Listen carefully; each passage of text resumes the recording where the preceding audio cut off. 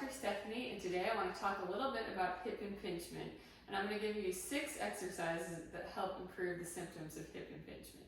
So hip impingement is when you have pain in the front of your hip here, and you usually have more pain if you do a lot of hip flexion, kind of a knee to chest movement, hip adduction, bringing your leg in towards the other leg, or if you do some deep squatting, or walking upstairs. A lot of times running or other physical activities cause increased pain. The hip impingement is actually caused by where the head of the femur or the ball and the acetabulum or the socket, where they come together, the movement is not smooth. So sometimes the socket can have a little bit of extra bone, and so if it's curved out too much and you move your leg like this, basically the ball bumps into that bone and causes pain. Or it could be that the head of the femur, the ball, it is not smooth, and so every time you're moving it, it's just basically bumping into the acetabulum or the socket. So that causes a lot of pain. So what we're trying to do with the exercises is to kind of open up that hip more, not do a whole lot of flexion type movements like this at first, because we want to kind of stretch it out, improve the hip mobility, make it feel better, do some more hip extension and more hip abduction, bring your leg out to the side, and then we want to strengthen around that joint to kind of take the stress off of there and make your symptoms better. So I'm going to go over these 6 exercises, and here we go. Okay, so the first exercise we're going to do is the wall clam. So we're going to put this band around our knees,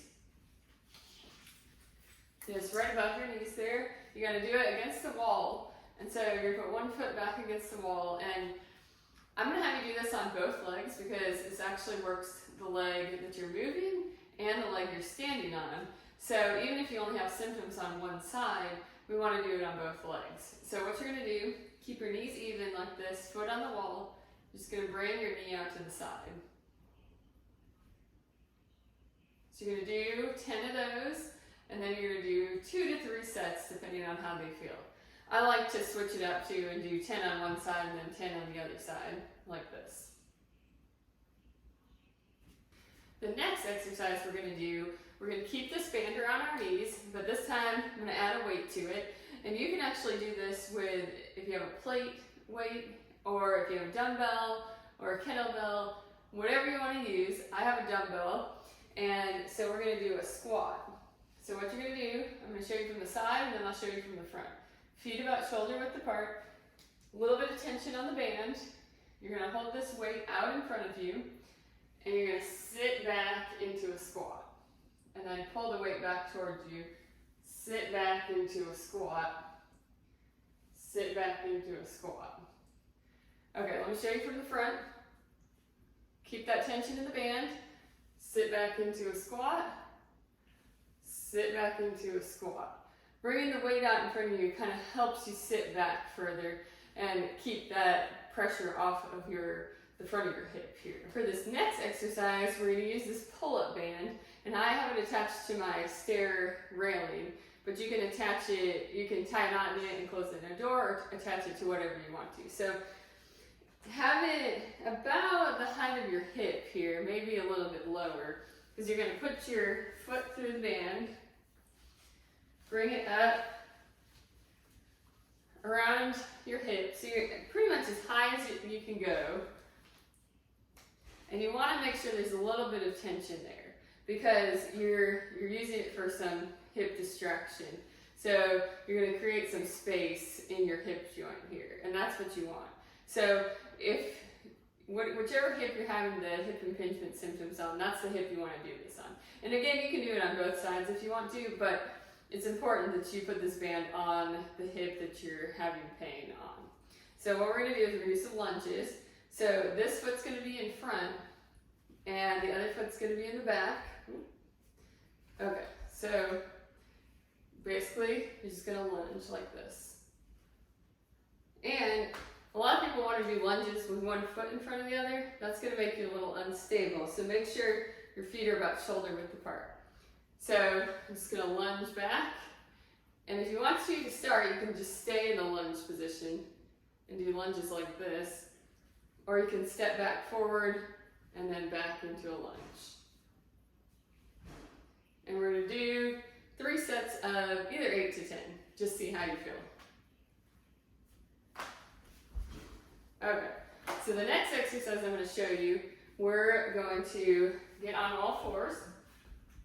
And I'm going to show you 2 different ways to do this exercise. So the first one, you're just going to stand here, or be here, and you're going to lift one leg up behind you, and lift it a little bit higher than neutral, and back down. So lift up and down.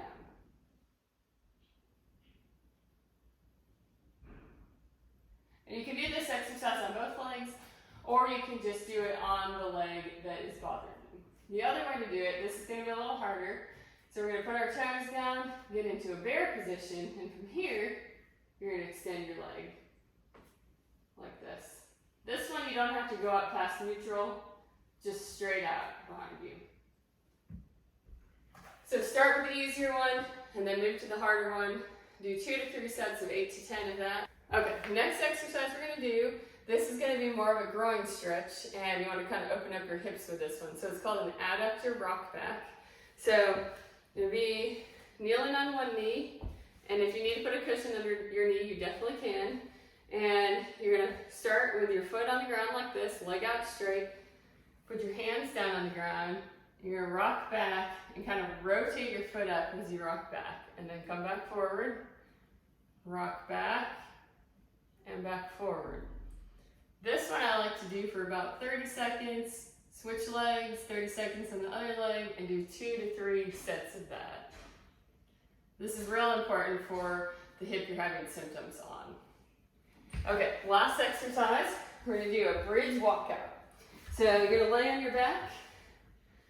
You can put your hands across your chest like this. You can put them on the ground if you want to. I'm going to show you here. You come up into a bridge.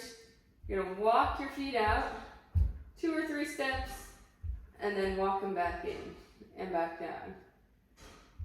And out, and back in. Okay, so try all 6 of those for your hip impingement, and hopefully they help.